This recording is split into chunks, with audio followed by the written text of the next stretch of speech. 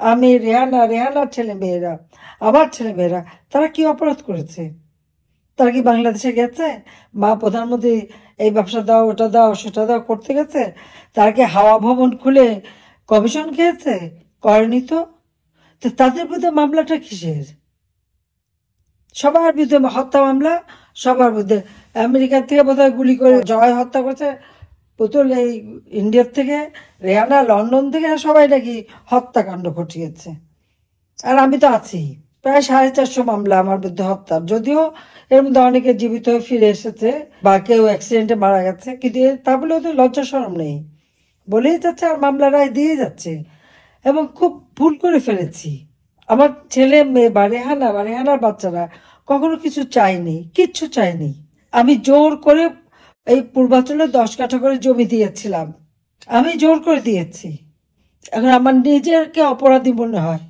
চোদ্দের জন্য 10 কাঠা জমি দিতে গেলাম কেন? আজকে তাদের বিরুদ্ধে তার জন্য শাস্তি দিয়ে দিল, 5 বছর করে কারাদণ্ডের শাস্তি। রেহানা তো ব্রিটিশ সিটিজেন, তার মেয়েরা তো ছেলে মেয়ে ব্রিটিশ সিটিজেন, তাদের বিরুদ্ধে মামলা, তাদেরও রায় দেবে 1 তারিখে।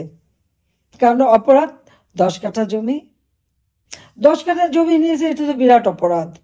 কিন্তু যার 4080 কাঠা পূর্বাচলে জমি, উত্তরায় 300 কাঠা, চট্টগ্রামে প্রায় 87 কাঠা, গ্রামীণ ব্যাংকের যে টাওয়ার সেখানে 17,000 স্কোয়ার ফিট জায়গা ইনুস দখল করে নিয়েছে, বলছে তাকে উপহার দিয়েছে।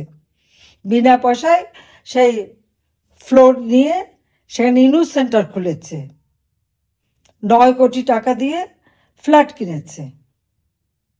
এগুলি কোনো অপরাধও না, এর কোনো যথাযথ আর্থিক কিভাবে তার সঙ্গতি হলো সেটা সে দেখাতে পারবে না। গ্রামীণ ব্যাংকে 6,000 টাকা বেতনের একজন এমডি সাহেব এত সম্পদ কোথা থেকে পেল সেটা কি দেখাতে পারবে?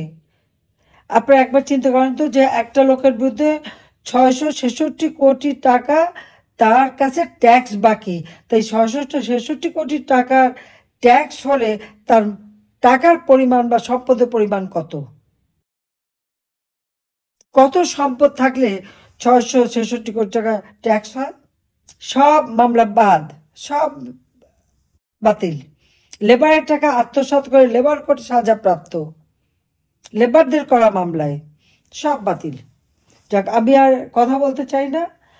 আমি জনগণের কাছে একটা কথাই বলবো, হ্যাঁ, আমার বিরুদ্ধে যা করবে করবে, আমি আপনার সকলের কাছে এই বিচারটাই চাই যে আমাদের ছেলে মেয়ে বা রেহানা কোনোদিন তো তারা প্রধানমন্ত্রীর বোন হিসেবে কোনো রকম কোনো সুযোগ সুবিধা নেয়নি, অযথা মিথ্যা অপপ্রচার চালিয়ে যাচ্ছে আর আমাদের সম্পদ খুঁজছে।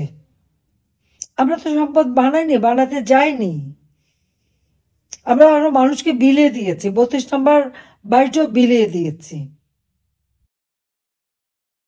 আমাদের যে টাকা পেয়েছিলাম আমরা ট্রাস্ট করে হাজার হাজার ছেলে মেয়েদের পড়াশোনা করিয়েছি,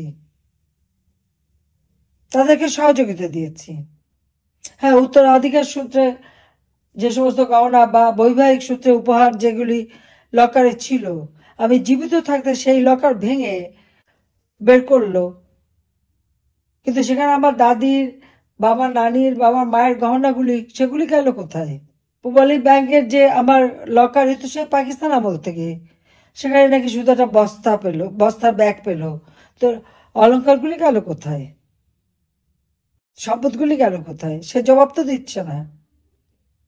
গণভবনে যে সমস্ত ছিল আমাদের, সেগুলি গেল কই? সেই সব তো দিচ্ছে না। লুটেরারা কি দেবে?